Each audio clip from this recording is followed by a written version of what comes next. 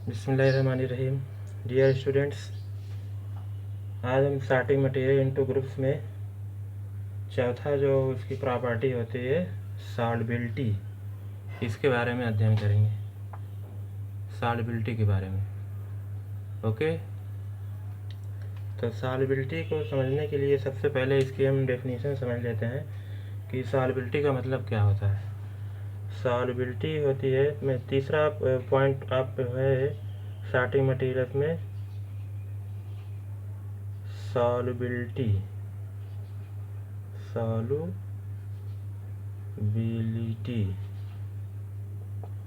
ये इसका मतलब ये होता है कि कोई सब्सटेंस या कोई पदार्थ किसी लिक्विड में अगर घोला जाए, ये लिक्विड आपने ले लिया, इसमें मान लीजिए कोई आपने नमक डाल दिया, चीनी डाल दिया,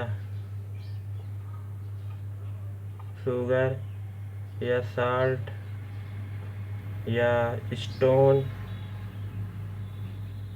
या चाक या साडस्ट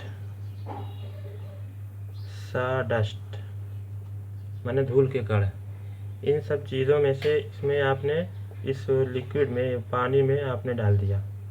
ठीक, तो जब आप डालेंगे तो आप एक्सपीरियंस करेंगे कि इसमें से कुछ चीज़ें इसमें घुल जाएंगी, मतलब डिसअपियर हो जाएंगी। आप चीनी डालेंगे, साल्ट डालेंगे, ये स्टोन डालेंगे, चाक डालेंगे, साडस्ट वगैरह सब तो इसके अंदर डालेंगे, तो कुछ ऐसी चीज़ें होंगे जो इसके अंदर पानी में घुल जाएंगी, वो आपको दिखाई नहीं पड़ेंगी, डिसअपियर हो जाएंगी, डिज़ाल्व हो जाएंगी। डिज़ाल्व होने का मतलब होता है घुल जाना। तो और कुछ चीज़ें नहीं घुलेंगी। तो इसी बेस पर, इनकी घुलनशीलता के बेस पर, सॉल्युबिलिटी के बेस पर इन सब्सटेंसेस को दो सब्सटेंस में डिवाइड किया गया है, दो मटेरियल में डिवाइड किया गया है। पहला है सॉल्युबल क्या चीज़? सॉल्युबल। अगर ऐसा मटेरियल जो इस पानी में घुल गया, द मटेरियल विच डिज़ाल्व मतलब घुल गया, in water are called soluble. तो कुछ ऐसे सब्सटेंस होंगे जो इस वाटर में घुल जाएंगे, तो उन्हें क्या कहेंगे? Soluble in water. For example sugar and salt, ये दो चीज़ें जो इसमें आपने डाला था वो उसमें घुल जाएंगी, डिसअपियर हो जाएंगी। ठीक, तो इनको कहेंगे सॉल्युबल सब्सटेंसेस, सॉल्युबल सब्सटेंसेस या सॉल्युबल मटेरियल।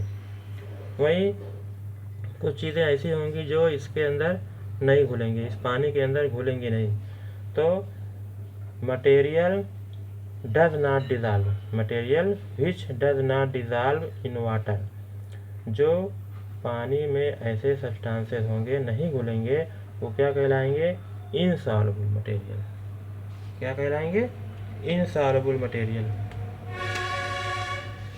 तो दो तरह के सब्सटेंसेस या मटेरियल आपको सॉल्युबिलिटी के बेस पर हो गए। माने सॉल्युबिलिटी जो होती है ये किसी पदार्थ की या किसी सब्सटेंस की एक क्वालिटी है, जिसके बेस पर हम चीज़ों को दो ग्रुप में डिवाइड कर सकते हैं, ग्रुप बना सकते हैं। एक वो ग्रुप जो पानी में घुल जाए, डिज़ाल्व हो जाए, पानी में डालने पर डिसअपियर हो जाए।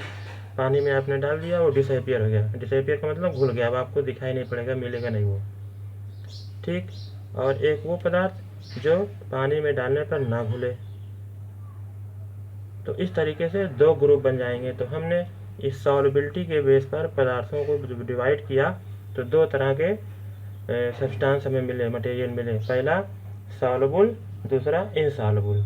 सॉल्युबल का मतलब वो हुआ कि जो पानी में घुल जाए, डिज़ाल्व हो जाए। एग्जाम्पल में आपने शुगर साल्ट ले लिया, और बहुत सारे एग्जाम्पल हैं। इनसॉल्युबल में आपने ऐसा पदार्थ जो पानी में ना घुले, डिज़ाल्व ना हो, डिसअपियर ना हो। इसके एग्जांपल में आप बालू ले सकते हैं, सैंड, स्टोन ले सकते हैं, और बहुत सारे लेदर, ये सब एग्जांपल आप ले सकते हैं। तो दो ग्रुप हमने सॉल्युबिलिटी के बेस पर बना लिया कि सॉल्युबल है कि इनसॉल्युबल है। ठीक, तो इस तरीके से किसी भी पदार्थ को हम जब पानी में घोलते हैं तो वो या तो घुल जाते हैं या तो नहीं घुलते हैं, तो इसी बेस पर हम उनको सॉल्युबल या इनसॉल्युबल कहते हैं। ठीक है, तो अगर ये तो मटेरियल हो गया। अब दूसरी चीज़ इसमें पढ़नी है मिक्सिबल। मिक्सिबल का मतलब होता है कि कोई पदार्थ दो लिक्विड आपस में मिल जाए, दो लिक्विड आपस में मिल जाए। जैसे आपने एक बीकर लिया, इसमें पानी ले लिया, वाटर, क्या ले लिया, वाटर, और इसमें आपने क्या मिला दिया, लीमन जूस। क्या मिला दिया, लीमन जूस। मतलब कि आपने जब पानी में लेमन जूस मिला दिया, या आपने केरोसिन ऑयल डाल दिया, केरोसिन ऑयल, केरोसिन ऑयल कहते हैं मिट्टी के तेल को, या और कोई ऑयल आपने मिला दिया, या आपने दूध मिला दिया, या आपने सिरका मिला दिया, विनेगर।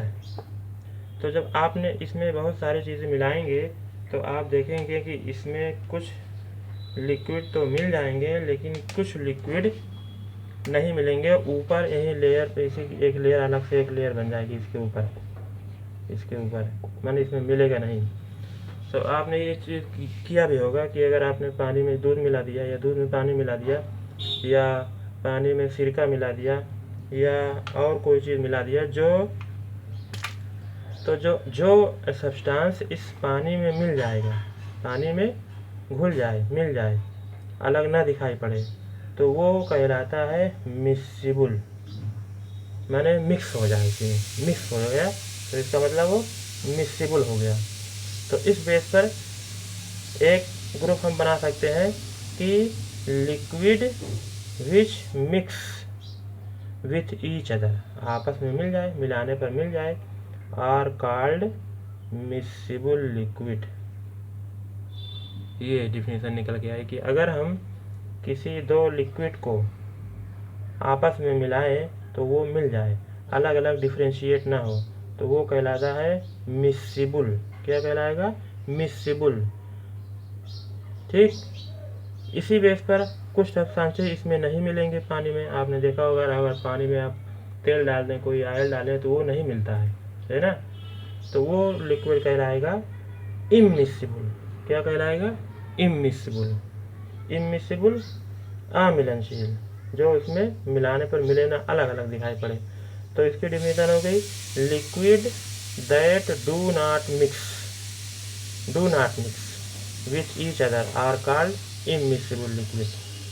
ऐसे बहुत सारे लिक्विड होते हैं, आप पानी में तेल डाल देंगे, मिट्टी का तेल या पेट्रोल या डीजल, कोई भी चीज़, तो वो इसमें मिलेगा नहीं, इसी के ऊपर अपने एक लेयर बना लेगा, इसके ऊपर आ जाएगा। अगर वो इससे हल्का होगा तो ऊपर आ जाएगा, इससे अगर भारी होगा तो नीचे आ जाएगा, पानी ऊपर आ जाएगा। तो इस तरीके के एग्जाम्पल को आप कह सकते हैं कि ये इस बेस पर आप पदार्थों को दो सब्सटेंस में डिवाइड कर सकते हैं। पहला तो मिक्सिबल, दूसरा इमिसिबल। तो ऐसे पदार्थ जो पानी में घोलने पर दो लिक्विड फॉर्म की बात है, ये लिक्विड है ना, लिक्विड के फॉर्म में हो, जब दो लिक्विड आपस में मिलाए जाएं तो वो मिल जाएं, तो वो क्या कहलाएंगे, miscible liquid. Liquid which mix with each other are called miscible. Immiscible liquid do not mix with each other are called immiscible. तो इस तरीके से हमने देखा कि हमारे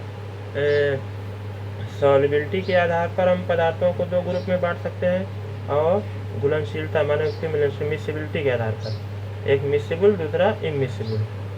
तो ये बात आपके समझ में आ गई होगी मेरे ख्याल से। तो आप देखे होंगे बहुत सारी चीज़ें पानी में, दूध में घुलती नहीं हैं, तो उनको इमिसिबल लिक्विड कहते हैं। मिक्सिबल में लिक्विड होना चाहिए, लिक्विड यहाँ पर लिख दिया गया, liquid which mix with each other. तो लिक्विड जरूर होना चाहिए, ऐसा नहीं कि आप पानी में नमक मिला दें, तब तो वो तो सॉल्युबल इनसॉल्युबल के बेस पर हो जाएगा, है ना।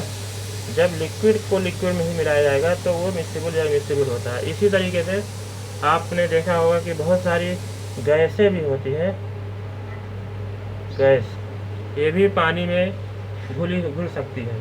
ठीक है, बहुत सारी गैसें पानी में घुली होती हैं, जैसे ऑक्सीजन, कार्बन डाइऑक्साइड। वहीं पर बहुत सारी गैसें पानी में नहीं घुलती हैं, जैसे कि नाइट्रोजन।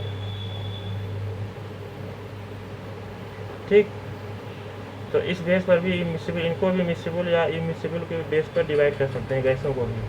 ठीक, तो इस तरीके से हमने देखा कि सॉल्युबल और इनसॉल्युबल, मिसिबल और इमिसिबल, इस पदार्थ को हम इतने ग्रुप में डिवाइड कर सकते हैं।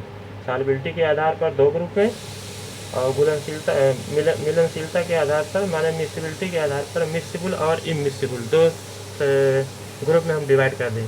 तो इस प्रकार से ग्रुप में डिवाइड किया जाता है। ठीक, अब हम दूसरे वीडियो में देखेंगे इसके अगले प्रॉपर्टीज़ को। ओके, तो नेक्स्ट टॉपिक आपका है फ्लोट और सिंक इन वाटर। फ्लोट का मतलब होता है तैरना, सिंक का मतलब होता है डूब जाना। तो कुछ ऐसे लिक्विड होते हैं, सब्सटेंस होते हैं, मटेरियल होते हैं, जो पानी में डालने पर नीचे बैठ जाते हैं, यहाँ पर तली के ऊपर। ठीक, और कुछ ऐसे भी सब्सटेंस होते हैं जो पानी में डाला जाए तो वो नीचे तली पे नहीं आते, बल्कि इसके ऊपर आके यहाँ तैरने लगते हैं। ठीक, तो जो सब्सटेंस किसी लिक्विड में डालने पर नीचे बैठ जाएं, वो कहलाते हैं सिंक, मतलब कि वो नीचे बैठ गए, डूब गए। ठीक, तो उसे कहते हैं फ्लोटिंग, सिंक इन वाटर, माने ऐसे सब्सटेंस को कहेंगे सिंक इन वाटर, मतलब वो पानी में डूब गए। और कुछ ऐसे सब्सटेंस होते हैं जो पानी में डालने पर वो पानी में डूबते नहीं हैं, मतलब सिंक नहीं होते हैं, उनको कहते हैं फ्लोट, माने वो इसी पर तैरते रहते हैं, तो इन्हें कहते हैं फ्लोट, फ्लोटिंग करना माने तैरना। तो इस बेस पर हम पदार्थों को 2 ग्रुप में बांट सकते हैं। एक तो द पदार्थ which float on water and the पदार्थ विच सिंक इन वाटर, मतलब वाटर में या लिक्विड में जो सब्सटेंस डूब जाए वो सिंक कहलाते हैं, माने वो डूब गए। ऐसे सब्सटेंसों को हम कहेंगे ये नीचे डूब जाते हैं, सिंक इन वाटर। और जो नहीं डूबते हैं, इसके ऊपर तैरते रहते हैं, जैसे आपने बहुत सारी चीज़ों को देखा होगा। आपने लिक्विड में अगर आपने लोहे की चाबी डाल दीजिए, या पत्थर डाल दीजिए, स्टोन, या सूखी पत्ती डाल दीजिए, या अभी आपने देखा था कि कोई लिक्विड हमने डाला था, तो बहुत सारे सब्सटेंसेस तो इसके नीचे चले जाएंगे, मतलब डूब जाएंगे पानी में, और बहुत सारे नहीं डूबेंगे। तो ऐसे सब्सटेंसेस को जो ना डूबे वो फ्लोट करते रहते हैं, माने इस बेस पर हम इनको 2 ग्रुप में बना लिए। तो सब्सटेंसेस को हम 2 ग्रुप में इस तरीके से बनाएंगे कि पानी में डाल देंगे, देखेंगे जो सब्सटेंस पानी में डूब गया है वो सिंक, माने उस कहेंगे वो संक हो गया, डूब गया, और जो नहीं डूब गया है वो तैर रहा है, उसको फ्लोट कहेंगे। तो इस बेस पर पदार्थों को हम डिवाइड करते हैं। आपके बुक में भी एक फिगर दिया हुआ है, ये देखिए, इसमें some subject float in water while other sink in it. इसमें बहुत सारी चीज़ें देखो तैर रही हैं, और बहुत सारी चीज़ें इसमें की है, और स्टोन है, क्वाइन है, सब जो डूब गए हैं। तो इस बेस पर हम पदार्थों को डिवाइड कर लेते हैं कि वो सब सिंक इन वाटर है कि फ्लोट ऑन वाटर है। ओके, तो बहुत सारे ऑयल जो होते हैं वो फ्लोट करते रहते हैं, वो मिलते नहीं हैं। तो इस तरह से हम पदार्थों को डिवाइड कर लेते हैं। इसके बाद अब हम लोग पढ़ेंगे ट्रांसपेरेंसी, जो कि नेक्स्ट वीडियो में होगी।